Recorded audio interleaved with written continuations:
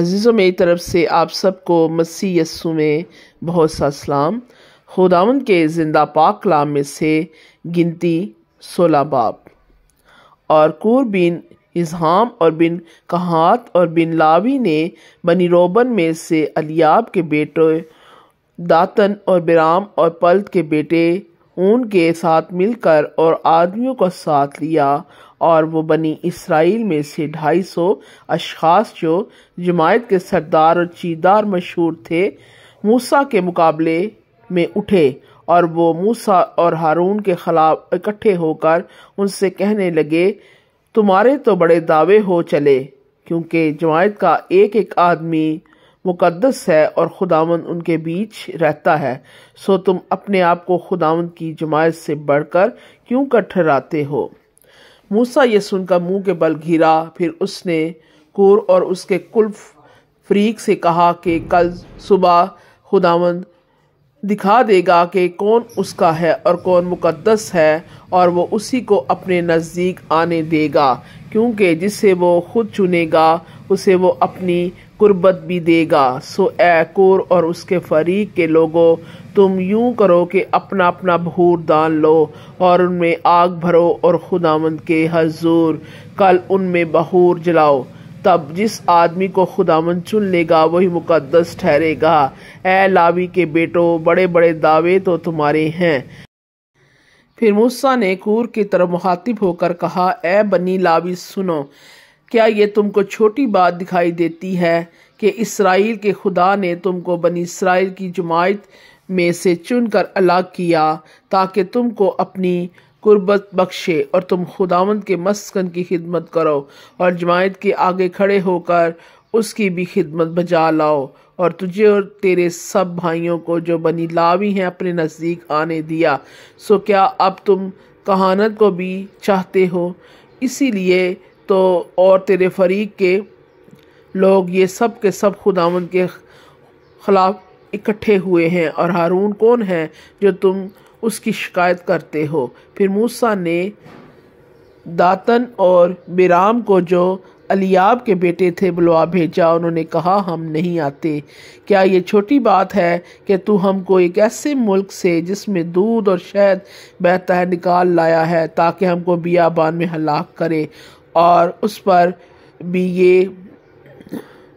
ترا ہے کہ اب تو سردار بن کر ہم پر حکومت جتاتا ہے؟ ماں سوا اس کے کہ تو نے ہم کو اس ملک میں بھی نہیں پہنچایا جہاں دودھ اور شہد بہتا ہے، اور نہ ہم کو کھیتوں اور پاکستانوں کا وارث بنایا۔ کیا تو ان لوگوں کی آنکھیں نکال ڈالے گا؟ ہم تو نہیں آنے کے۔ تب موسیٰ نہایت طیش میں آ کر خداوند سے کہنے لگا، تو ان کے ہدیے کی طرف توجہ مت کر، میں نے ان سے ایک گدھا بھی نہیں لیا، نہ ان میں سے کسی کو کوئی نقصان پہنچایا ہے۔ پھر موسیٰ نے کور سے کہا، کل تو اپنے سارے فریق کے لوگوں کو لے کر خداوند کے آگے حاضر ہو، تو بھی ہو اور وہ بھی ہوں اور ہارون بھی ہو، اور تم میں سے ہر شخص اپنا بخور دان لے کر اس میں بخور ڈالے، اور تم اپنے اپنے بخور دان کو جو شمار میں 250 ہوں گے خداوند کے حضور لاؤ، اور تو بھی اپنا بخور دان لانا اور ہارون بھی لائے۔ سو انہوں نے اپنا اپنا بخور دان لے کر ان میں آگ رکھ کر ان پر بخور ڈالا، اور خیمہ اجتماع کے دروازے پر موسیٰ اور ہارون کے ساتھ آ کر کھڑے ہوئے، اور کور نے ساری جماعت کو ان کے خلاف خیمہ اجتماع کے دروازے پر جمع کر لیا۔ تب خداوند کا جلال ساری جماعت کے سامنے نمایاں ہوا، اور خداوند نے موسیٰ اور ہارون سے کہا کہ تم اپنے آپ کو اس جماعت سے نکال کر الگ کر لو تاکہ میں ان کو ایک پل میں بسم کر دوں۔ تب وہ منہ کے بل گر کر کہنے لگے، اے خدا سب بشر کی روحوں کے خدا، کیا ایک آدمی کے گناہ کے سبب سے تیرا قہر ساری جماعت پر ہوگا؟ تب خداوند نے موسیٰ سے کہا، تو جماعت سے کہہ کہ تم کور اور داتن اور برام کے خیموں کے آس پاس سے دور ہٹ جاؤ۔ اور موسیٰ اٹھ کر داتن اور برام کی طرف گیا، اور بنی اسرائیل کے بزرگ اس کے پیچھے پیچھے گئے، اور اس نے جماعت سے کہا، ان شریر آدمیوں کے خیموں سے نکل جاؤ اور ان کی کسی چیز کو ہاتھ نہ لگاؤ، تا نہ ہو کہ تم بھی ان کے سبب सब गुनाहों के सबब से नेस्त हो जाओ। सो वो लोग कुर और दातन और बेराम के खैमों के आसपास से दूर हट गए, और दातन और बेराम अपनी बीवियों और बेटों और बाल बच्चों समेत निकल कर अपने खैमों के दरवाजे पर खड़े हुए। तब मूसा ने कहा, इससे तुम जान लोगे कि खुदावंद ने मुझे भेजा है कि ये सब काम करूं, क्योंकि मैंने अपनी मर्जी से कुछ नहीं किया। अगर ये आदमी वैसी ही मौत से मरे जो सब लोगों को आती है, या इन पर वैसे ही हाथ से गुजरे जो सब पर गुजरते हैं, तो मैं खुदावंद का भेजा हुआ नहीं। पर अगर खुदावंद कोई नया करिश्मा दिखाए और ज़मीन अपना मुंह खोल दे और इनको इनके घर बार में निगल जाए और ये जीते जी पाताल में समा जाए, तो तुम जानना कि इन लोगों ने खुदावंद की तहकीर की है।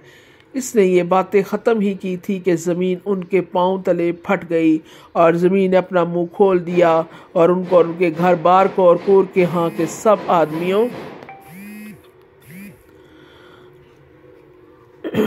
आदमियों को उनके सारे माल असबाब को निगल गई। सो वो और उनका सारा घर बार जीते जी पाताल में समा गए और ज़मीन उनके ऊपर बराबर हो गई और वह जमात में से नाबूद हो गए। और सब इसराइल जो उनके आसपास थे उनका चलाना सुनकर ये कहते हुए भागे कि कहीं ज़मीन हमको भी निगल ना ले। और खुदावंद के हजूर से आग निकली और उन 250 आदमियों को जिन्होंने बहूर जलाना था बसम कर डाला। और खुदावंद ने मूसा से कहा कि हारून काहिन के बेटे अलीजर से कह के वो बहूर दानों को शोलों में से उठा ले और आग के अंगारों को उधर ही बखेर दे, क्योंकि वो पाक हैं। जो खताकार अपनी ही जान के दुश्मन हुए उनके बहूर दानों के पीट पीट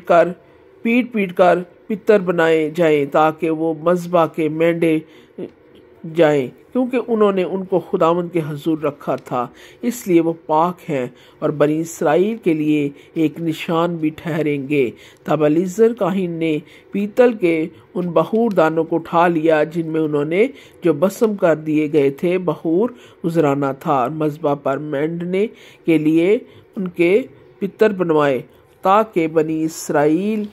के लिए एक यादगार हो कि कोई गैर शख्स जो हारून की नस्ल से नहीं खुदावंद के हजूर बहूर जलाने को नज़दीक ना जाए, ता ना हो कि वो कूर और उसके फरीक की तरह हलाक हो, जैसा खुदावंद ने उसको मूसा की मार्फत बता दिया था। लेकिन दूसरे ही दिन बनी इसराइल की सारी जमात ने मूसा और हारून की शिकायत की और कहने लगे, तुमने खुदावंद के लोगों को मार डाला है। और जब वो जमात मूसा और हारून के खिलाफ इकट्ठी हो रही थी, तो उन्होंने खैमा इज्तिमा की तरफ निगाह की और देखा कि अबर उन पर छाया हुआ है और खुदावंद का जलाल नुमाया है। तब मूसा और हारून खैमा इज्तिमा के सामने आए और खुदावंद ने मूसा से कहा कि तुम इस जमात के बीच से हट जाओ, ताकि मैं इनको एक पल में भस्म कर डालूं। तब वो मुंह के बल घिरे और मूसा ने हारून से कहा, अपना बहूर दान ले और मज़बा पर से आग लेकर उसमें डाल और उस पर बहूर जला और जल्द जमात के पास जाकर उनके लिए कफ़ारा दे, क्योंकि खुदावंद का कहर नाजिल हुआ है और वबा शुरू हो गई। मूसा के कहने के मुताबिक हारून बहूर दान लेकर जमात के बीच में दौड़ता हुआ गया और देखा कि वबा लोगों में फैलने लगी है। सो उसने बहूर जलाया और उन लोगों के लिए कफ़ारा दिया, और वो मुर्दों और जिंदों के बीच में खड़ा हुआ। तब वबा मौकूफ़ हुई। सो अलावा उनके जो कुर के मामले के सब से हलाक हुए थे 14,700 आदमी वबा में छींच गए। फिर हारून लौट कर खैमा इज्तिमा के दरवाजे पर मूसा के पास आया और वबा मौकूफ़ हो गई। खुदावंद के जिंदा पाक कलाम के पढ़े और सुने जाने पर उसकी खास बरकत हो। आमीन।